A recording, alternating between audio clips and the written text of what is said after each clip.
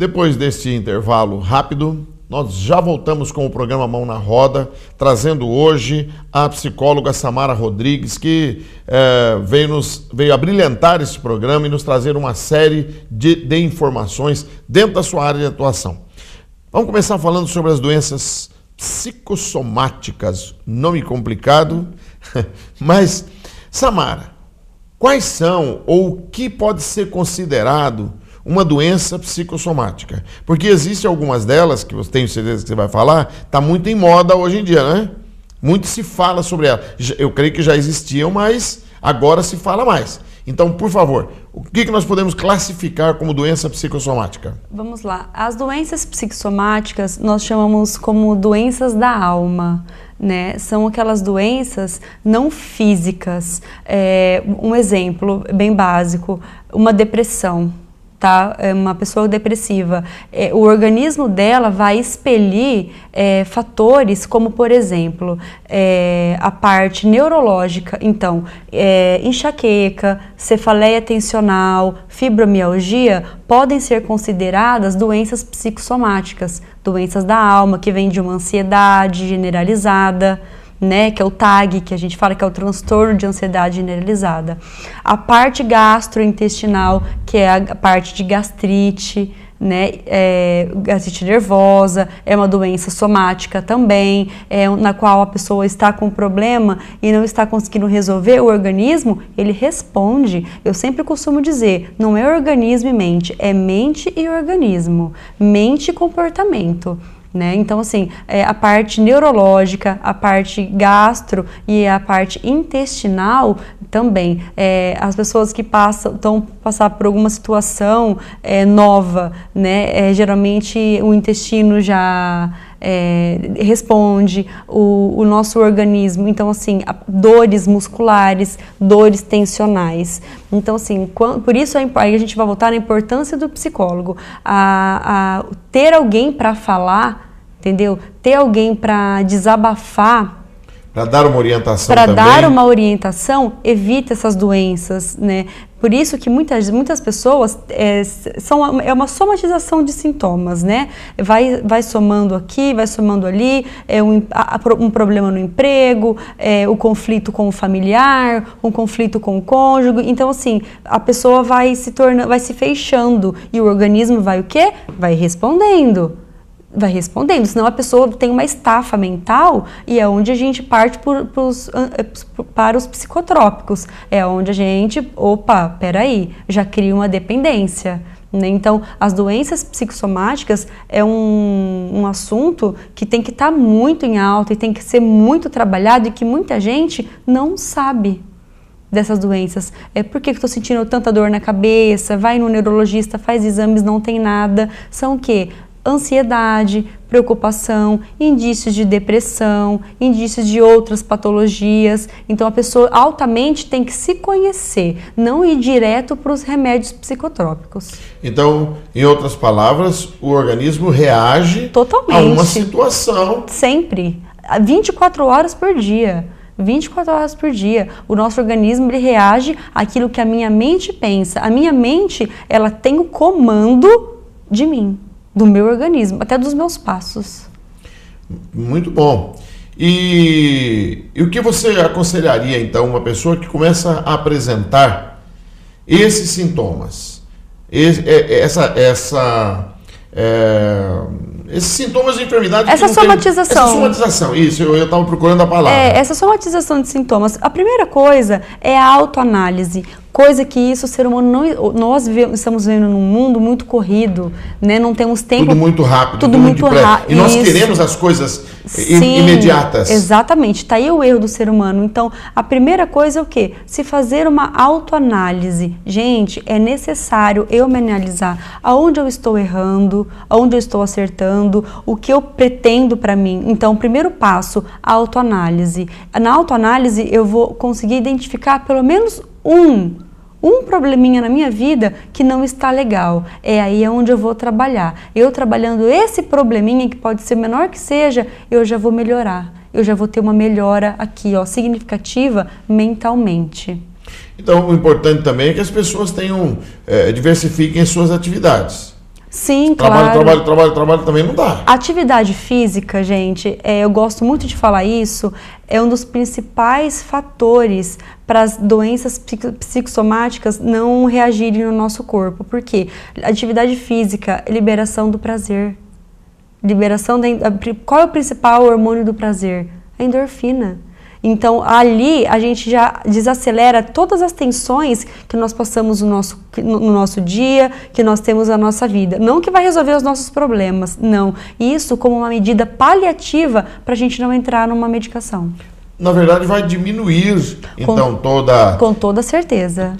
Toda essa carga essa emocional, essa tensão, né? E nós nós vamos falar ainda sobre resiliência. Você quer dar uma definição de resiliência, explicar primeiro, porque estou falando essa palavra e alguém pode perguntar, mas o que será resiliência? Então vamos lá. Sim, claro. Do que se trata? O que é resiliência? A resiliência, ela é um termo científico da psicologia. Sim. Porém, todos nós, seres humanos, somos seres resilientes, mas não sabemos. Não sabemos que somos e não sabemos agir como. Tá, Samara, vamos lá. O que é resiliência?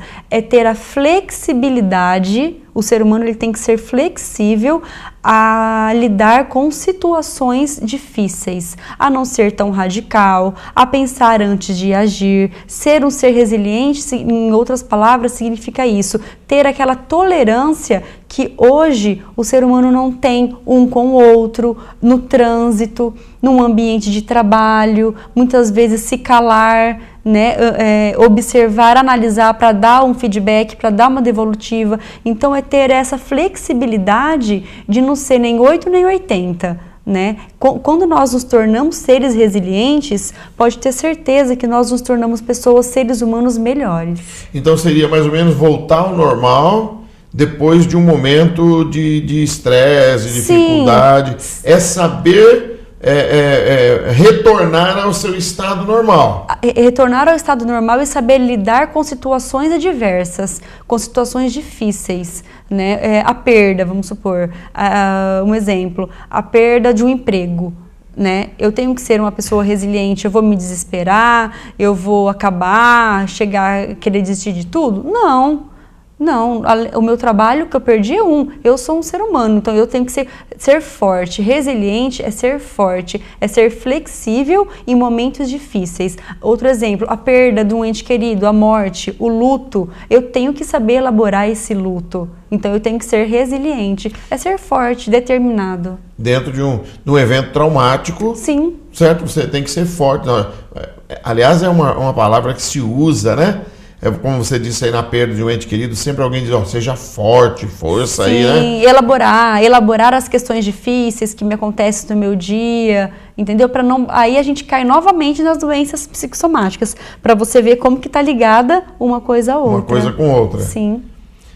Então, se eu não for resiliente, eu vou desistir. Não é isso? Sim, desistir de lutar, desistir de ir para frente, desistir da minha caminhada pessoal, profissional, amorosa, inclusive. E é muito importante que, se vocês forem pesquisar, a resiliência, nós temos vários âmbitos separados. Resiliência no trabalho, resiliência na família, resiliência no relacionamento amoroso e com amigos. Então, tem muitos artigos que falam sobre, né? Você que tem curiosidade e que queira se tornar uma pessoa melhor, que eu acho que a gente tem que cada dia querer ser melhor, procure sobre o que é ser resiliente e coloque no seu dia a dia. Muito bem, então quer dizer, é uma tomada de posição. Sim. É uma tomada de posição nas adversidades. Sim, não esquecendo que todos nós, seres humanos, somos, só não sabemos agir como. Muito bem, muito interessante isso. Sim, né? Muito interessante. Então a resiliência ela vai atingir todas as áreas. O âmbito da vida do ser humano como um todo. Como um todo. Sim. Então voltar ao normal. Essa é a palavra de ordem, né? Palavra de ordem, voltar ao normal e ser flexível. Ser flexível. Né? Isso é uma lição que eu tive que aprender a duras penas. É difícil. Eu falo por mim, porque eu sempre fui muito exigente. Muito exigente e o principal, exigente comigo mesmo. Eu sempre fui intolerante com certas coisas, intolerante. E comigo, Aí uma hora eu percebi que isso não levava a nada. Eu só perco. Só tô perdendo, só tô ficando... Aí eu vou chegar lá onde você falou. Aí o estômago dói, aparece uma gastrite nervosa, etc, né? Exatamente. Então eu tive uma experiência em 2003 não muito agradável com a minha saúde, fui internado, etc, né? Tive que ficar 42 dias em tratamento e tal. Aí eu pensei assim, não, peraí, eu tenho que tomar um outro rumo na minha vida. Então eu aprendi a rir bastante. Sim. Sabe, eu brinco com tudo, até com as situações adversas. Eu faço piada das situações, não, de mim mesmo, tá? Eu não estou falando dos outros, não. Das minhas gafes, os meus erros, eu aprendi a rir de mim mesmo. São as mudanças de comportamento que o ser humano tem que ter. Né? E isso também faz parte da resiliência, né? Claro que faz. Se algo na minha vida não está saindo como eu desejo, peraí, o que está acontecendo? Será que o erro está em mim ou será que o erro está em outro? E eu vou além. O que eu posso fazer para melhorar isso? Para ser um ser humano melhor do que eu fui ontem? A cada dia, eu vou contar uma coisinha pessoal. Claro, fique à vontade, por favor. Todos nós seres humanos somos falhos. Né? Nós falhamos muito durante o nosso dia, durante a nossa vida. Uma coisa que eu tomei para mim, todos os dias de manhã, quando eu acordo, eu me olho no espelho e falo, hoje eu vou ser melhor do que ontem. Isso é um exercício diário e dá resultado.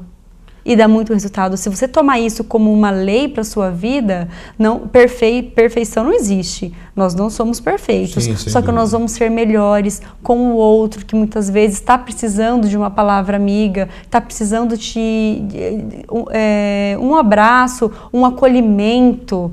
Né? Um acolhimento que hoje em dia as pessoas... Isso é uma palavra-chave. O ser humano hoje está muito frio. Né, ele está muito frio, ele só se quer ver a parte dele. Muito individualista seria o termo mais apropriado, né? Sim, individualista. Eu vejo o meu, né? Sim. O seu já não me importa. É como diz aquela questão, cada um com seus problemas. Gente, não é assim, né? Se nós nos unirmos, olha, eu posso te ajudar no quê? Né? Eu estou aqui. Né? E muitas doenças, a depressão causa um isolamento social imenso, e do isolamento social a gente parte para a síndrome do pânico, que é outra patologia seríssima, que pode atacar até a parte cardiovascular, a parte cardíaca. A pessoa sente o coração fibrilar, a pessoa sente falta de ar, e tudo isso é o quê? Somatização de sintomas. Por a pessoa se sentir carente, a carência, o ser humano hoje em dia está muito carente, se sentir carente, não ter com quem conversar, essa questão digital que nós estamos hoje causa um isolamento social, tanto para a criança quanto para o adolescente, para o adulto. Então, são uma série de sintomas que nós temos que parar e falar, peraí, quem sou eu? Né? Se eu perguntar para o pastor hoje, pastor, quem é o senhor? De prontidão, o senhor talvez não vai saber me responder. Sim. O senhor vai pensar um pouquinho. É essa autoanálise, e assim, é comigo também, é essa autoanálise que está faltando o ser humano fazer. É a frase socrática, conhece-te a ti mesmo, né? Sempre. Cada um precisa conhecer-se a si próprio. Mas essa questão do individualismo é muito séria. Porque de uns anos para cá, eu diria de 20 anos para cá, por exemplo, o tamanho dos apartamentos, não vou nem falar do interior, porque aqui as pessoas ainda têm a oportunidade de comprar um bom terreno, construir uma boa casa. Mas eu morava em São Paulo. Sim. Sorocaba também, morei em Sorocaba nos últimos anos antes do meu retorno para cá. Os apartamentos estão ficando cada vez menores. Existem alguns países, como principalmente o Japão, que já estão construindo casas e apartamentos com a intenção de que apenas uma pessoa resida nesse imóvel. Os automóveis estão cada vez menores, né? Sim. Estão cada vez menores. Ah, mas tem muito carro de luxo, muito carro grande. Sim, mas em outros países, em países da Europa, alguns países da Europa e principalmente da Ásia, os carros já são praticamente uma moto fechadinha, porque é para uma pessoa só, no máximo 2 apertadinhas ali. Bem sim, isso. Incomodando. Quer dizer, e as pessoas então não têm mais um contato físico com outras pessoas. Não é verdade? Eu me lembro quando eu morava em São Paulo, há muitos anos atrás, eu trabalhava numa agência bancária e para não chegar atrasado, ao invés de pegar o ônibus, né? O ônibus ou o metrô, eu ia numas lotações. Eram uns carros, agora não está mais em moda, mas era Opala, esses carros grandes. Sim. E o dono do táxi, do carro, levava 5 pessoas naquele táxi, meio apertadinho. Então a gente ia fazendo contato. Havia dias que ficava esperando o grupinho para ir todo mundo num táxi só, porque nós tínhamos assunto. Um contava o que aconteceu no dia anterior, a gente dava risada, conversava. Hoje isso não existe mais. Hoje, inclusive, essa falta de interação entre as pessoas, a gente vê, por exemplo, não é difícil, numa fila de banco. Eu vou citar isso. Tem 2 pessoas paradas na fila do banco, 40 minutos naquela fila, e não se dirige a palavra. De repente um diz pro outro assim, tá demorando, né? E o outro diz, só isso. E se dirige, a pessoa acha estranho. Sim. Fala, opa, nossa, mas espera aí, o que é essa? Não conheço, conversar comigo? Um estranho? Olha só, né? Onde deveria ser totalmente ao contrário. Exatamente. E a tendência, ao meu ver, eu posso estar errada, mas a tendência é cada vez mais esse afastamento. Pela era digital que nós estamos vivendo hoje. Sim, as pessoas estão se fechando no seu mundinho. Esses dias É muito mais fácil ter um amigo digital. Claro, esses dias eu estava num determinado local, onde tinha várias mesas, tinha 5 pessoas na mesma mesa. Todas estavam no celular. E eu observei, fiz uma análise e falei assim, que interação que tem um com o outro? Um bate-papo com um amigo. E aí, como que você está? Como foi seu dia? Gente, exatamente. Isso é necessário. E não, hoje nós não temos isso. Mas você, como psicóloga, me diga uma coisa. É a sociedade que está impondo isso a nós? É a modernidade que está impondo? É a tecnologia? Ou somos nós mesmos que estamos deixando de ser cidadãos? Vou nem dizer cidadão. Estamos deixando de ser pessoas para sermos seres tecnológicos. Eu acho que é um pouco de cada. Um pouco de cada coisa, né? É um pouco de cada. Não tem como falar de forma isolada, porque uma coisa está ligada à outra. A sociedade nos impõe, nós cedemos e a tecnologia está cada vez mais vindo aí com tudo. Então, eu acredito que não tem como ver de forma, como eu disse, isolada. É um pouco de cada. Eu vejo numa certa situação que eu posso ser um pouco radical, mas eu tenho 2 filhos, um com 15 e outro com 13. Eu ainda não dei um celular para eles. Eu ainda não dei um aparelho de celular para eles. E alguém disse assim, você é muito atrasado. Hoje em dia os meninos precisam de um aparelho de celular. Não, eu dei um contrabaixo para o mais velho. Eu dei um instrumento musical. Sim.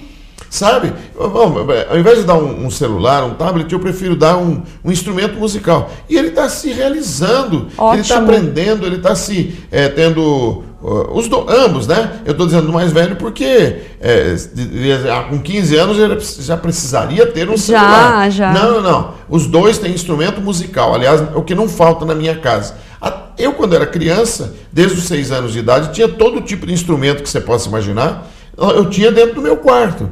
Então eu pensei assim, eu vou fazer o mesmo para os meninos.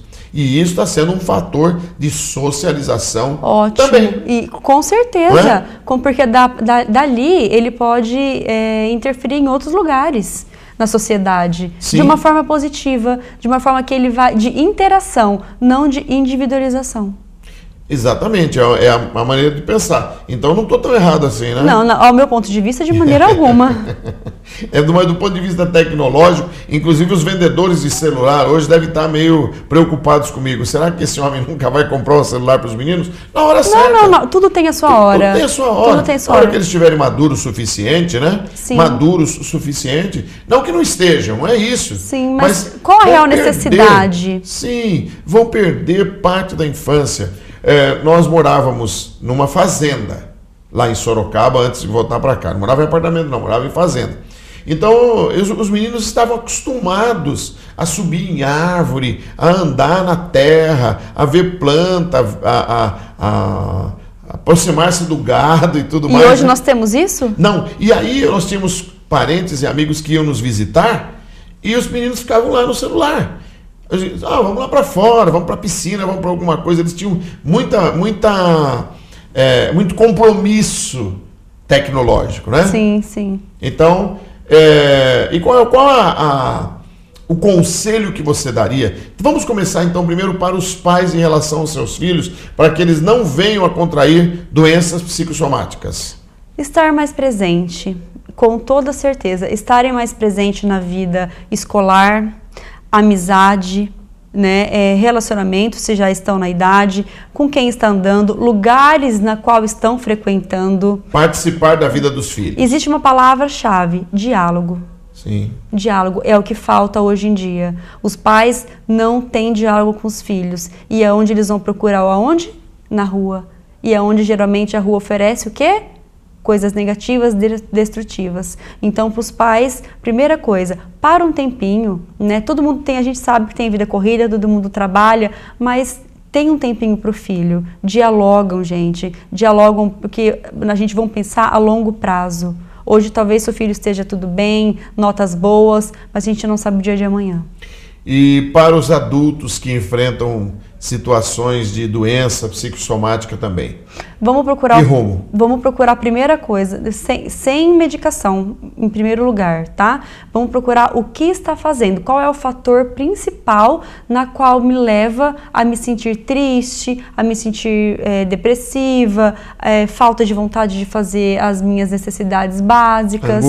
Angústia, enfim, essa série de sintomas, a ansiedade que está presente muito nas pessoas, né? O que procurar essa autoanálise que eu falei anteriormente, tem uma causa. Nada acontece por acaso. Ninguém dorme de um jeito e acorda do outro sem nada ter acontecido. Então vamos buscar uma autoanálise e sim, se possível, nós temos aí a rede oferece o acompanhamento psicológico. Gente, não é vergonha para ninguém. Antigamente era vergonha falar que você ia a um psicólogo. Hoje você falar é uma virtude porque é um crescimento. É um crescimento pessoal que pode levar para você um crescimento profissional. Então procure ajuda profissional. Procure ajuda profissional. Muito bem. Samara, muito obrigado pela sua participação nesse programa, foi muito brilhante. O nosso bate-papo foi proveitoso, eu tenho certeza, porque eu também aprendi muita coisa, né? Eu que agradeço. Eu estou aqui para aprender. E eu quero agradecer a você que permaneceu conosco nesse momento que nós passamos aqui, nesses momentos agradáveis, com a Samara Rodrigues, uma psicóloga especializada e que veio a brilhantar este programa. Rotary Club, estamos de portas abertas para você. Venha conhecer o Rotary Club, venha conhecer o nosso trabalho social, venha conhecer as atividades do Rotary Club. Traga os seus filhos para o Rota Kids, os pequenininhos, para o Interact, para o Rotaract. Participe conosco. E na próxima semana nós estaremos de volta. Agradecemos a sua atenção e que Deus nos abençoe.